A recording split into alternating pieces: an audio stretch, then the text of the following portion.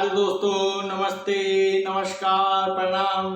दोस्तों, आज हम इस वीडियो में बात करने वाले हैं देश के पूर्व राष्ट्रपति के काले सच की, जिसे आप उसकी धर्मनिरपेक्षता की आड़ के कारण शायद देख नहीं पाए।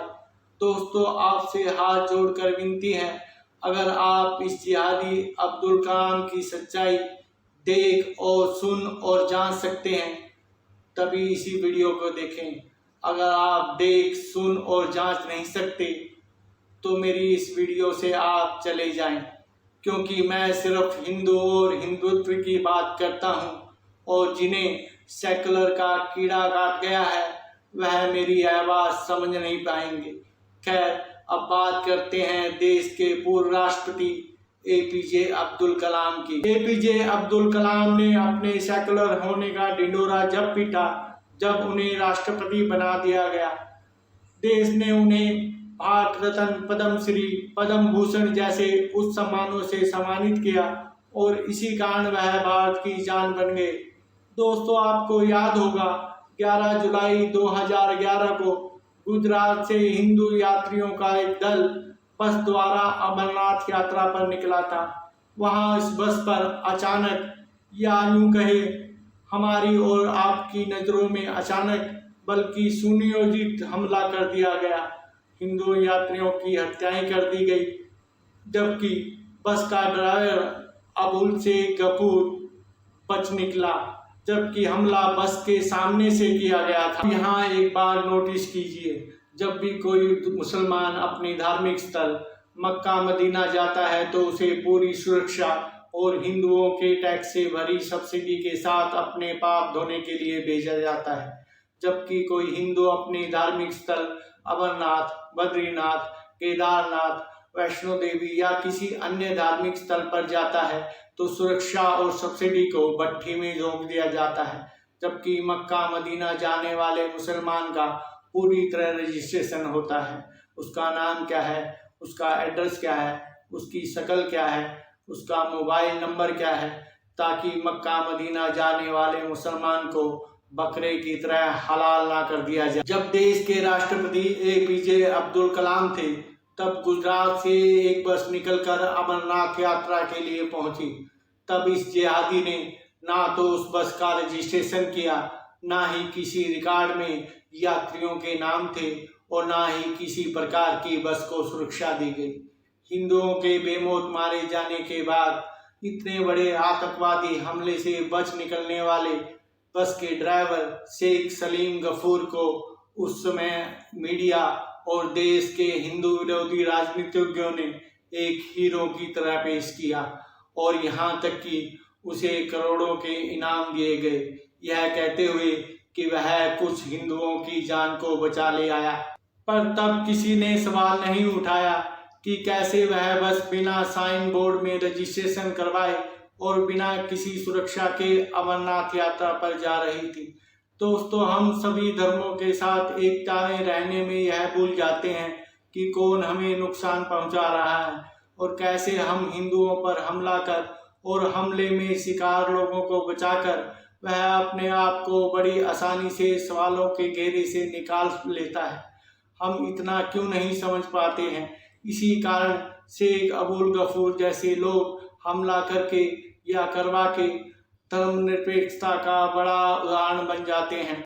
आपको यहाँ यह जरूर बता दें, अगर यह शेख सलीम गफूर किसी अन्य देश में होता और इतने बड़े आतंकवादी हमले से बचकर निकल जाता तो इस जिहादी को पकड़कर यह जरूर पूछा जाता कि बिना किसी परमिशन के यात्रियों को यह मौत के मुंह में कैसे लेकर चला गया।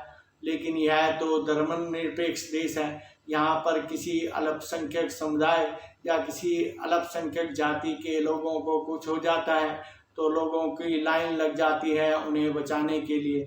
जबकि हिंदू को कुछ हो जाता है, यानी कि कोई मुस्लिम हिंदू लड़की से रेप कर दे, लव जिहाद कर दे, या कोई ताहिर हुसैन, शाहरुख खान हिंदुओं को प्रताड़ित कर दे, उनका खून बहा दे, तो धर्मनिरपेक्षता चीन की दीवार की तरह खड़ी हो जाती है। तो जब यह दीवार गिरती है तो कुचलता हिंदू ही है।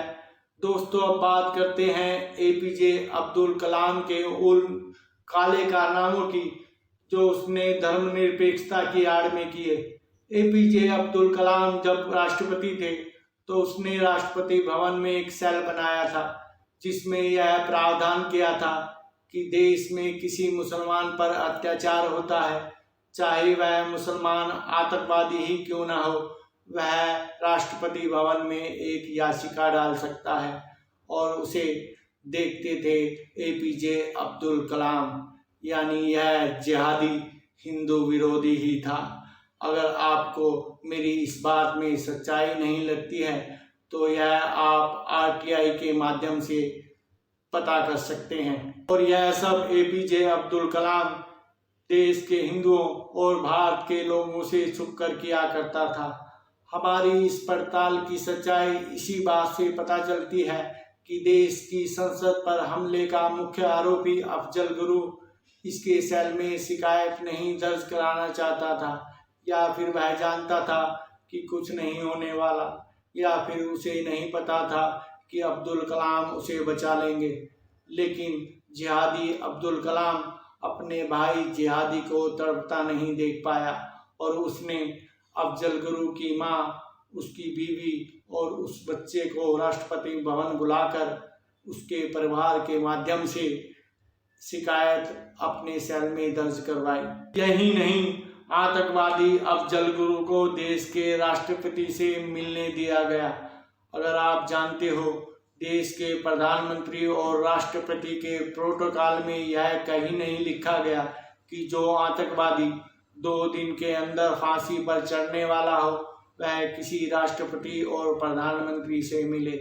और यह प्रक्रिया एपीजे अब्दुल कलाम कांग्रेस के राज में कर रहे थे, और कांग्रेस के राज में हिंदू कितना सोया हुआ था यह बात मुझे आपको बताने की जरूरत नहीं है। अब्दुल कलाम हो या कोई और राष्ट्रपति या प्रधानमंत्री, वह जेल में जाकर किसी आतंकवादी से मिले, वह देश के प्रधानमंत्री या राष्ट्रपति को शोभा नहीं देता।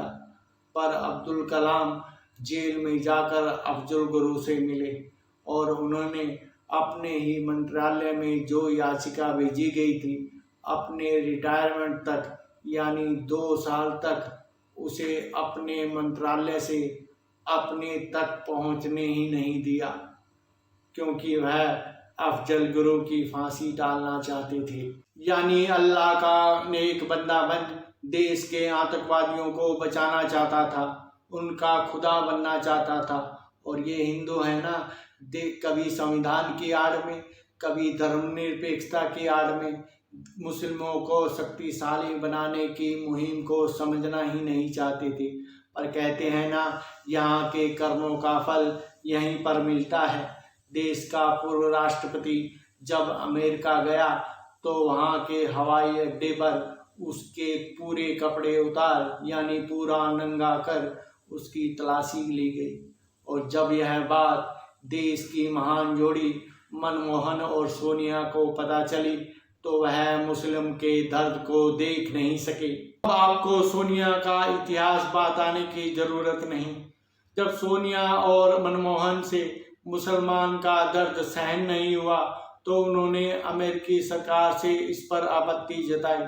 इस पर आपत्ति जताने के बाद अमेरिकी सरकार भी पीछे नहीं रही और उन्होंने अब्दुल कलाम की 124 फाइल सोनिया और मनमोहन के सामने पटक कर रख दी और कहा, आपके लिए यह आदमी कुछ भी हो, लेकिन हमारे लिए यह आदमी आतंकवादी है और पाकिस्तान परस्त, father of Pakistan atom bomb है। शायद ये बातें आप तक देर तक पहुंच रही हो, इसलिए आपको इन बातों पर यकीन करना मुश्किल हो, लेकिन हम पूरी आधिकारिक रिपोर्टों के आधार पर आपके सामने यह बात पेश कर रहे हैं। असल आप में से कई हिंदुओं को मुसलमान सच्चा बच्चा, मददगार और फरिश्ता लगता होगा, लेकिन यही फरिश्ता सभी धर्मों के देशों को नष्ट करने में लगा है और इस्लाम को फैलाने में लगा है।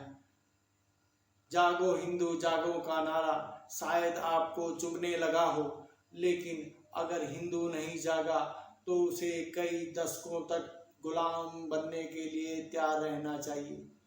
अगर यह नहीं करना है तो गुलामी की जंजीरों को तोड़ो।